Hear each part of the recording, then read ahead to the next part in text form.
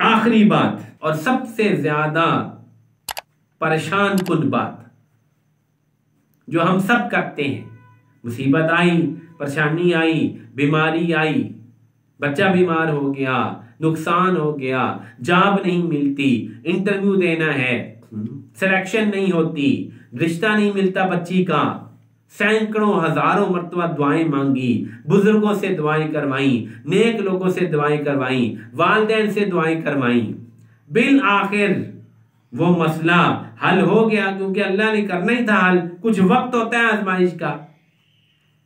اب کیا چاہیے تھا کہ اللہ تعالیٰ کے شکر میں سجدے میں گر جاتے، جتنی دفعہ یہ دعائیں کی تھیں اتنی دفعہ الحمدللہ کہتے، لیکن ہماری زبانیں ایسی گنگ ہو جاتی ہیں کہ ایک مرتبہ بھی الحمدللہ نہیں نکلتا۔ سینکڑوں مرتبہ الحمدللہ کہنا تو کیا، ایک مرتبہ بھی شکر دل سے نہیں نکلتا۔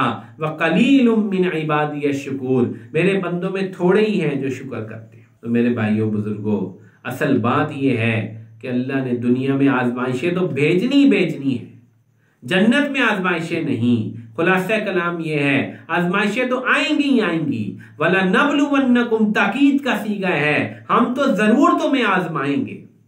جب بھی آزمائش آ جائے ہم صبر کریں، اللہ کی رضا پر راضی رہیں، تسلیم و رضا کریں۔ اگر بہت دل گھبرا جائے تو اللہ ہی سے فریاد کریں، انما اشکو بثی وحزنی الی اللہ، اللہ سے فریاد کریں، اللہ سے فریاد کریں، اپنی زبان میں کریں، سرائکی میں کریں، پشتو میں کریں، پنجابی میں کریں، اللہ سے فریاد کریں، اور اسباب اختیار کریں تو اللہ کا حکم سمجھ کر، نبی کی سنت سمجھ کر۔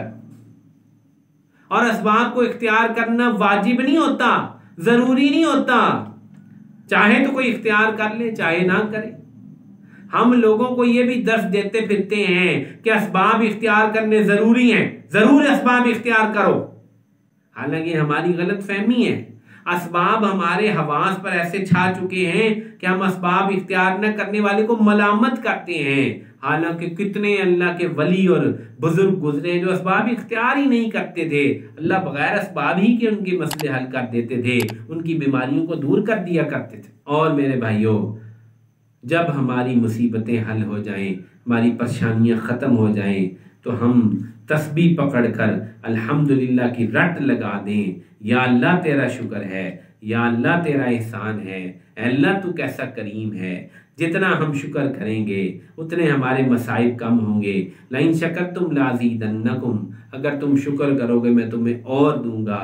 اللہ تعالیٰ کے نیک بندوں کا یہی طریق ہے کہ وہ صبر کرتے ہیں اور اللہ سے فریاد کرتے ہیں اور اللہ کی رضا پر راضی رہتے ہیں، اور جب مصیبتیں دور ہو جاتی ہیں تو وہ شکر کے کلمے پڑھتے ہیں اور شکر کا عمل پیش کرتے ہیں۔ اعملوا آل داود شکرا، اے داؤد کی اولاد شکر کا عمل پیش کرو۔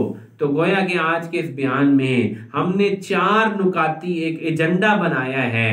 صبر کریں گے اور فریاد کریں گے تو اللہ سے کریں گے، اور بھروسہ کبھی بھی مخلوق پر نہیں کریں گے، اور اللہ کی ذات کا ہر وقت شکر کریں گے۔ اور جو نعمتیں 5 ہیں، اگر ایک گھٹنے میں تکلیف ہے دوسرے گھٹنے کا شکر ادا کرو، یہ گھٹنا بھی ٹھیک ہو جائے گا۔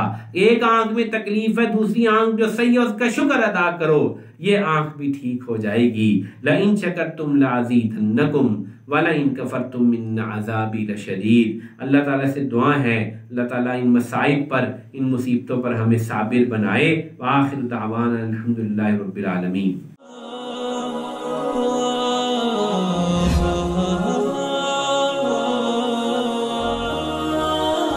Like, share and subscribe. Engineer Mufti Atif.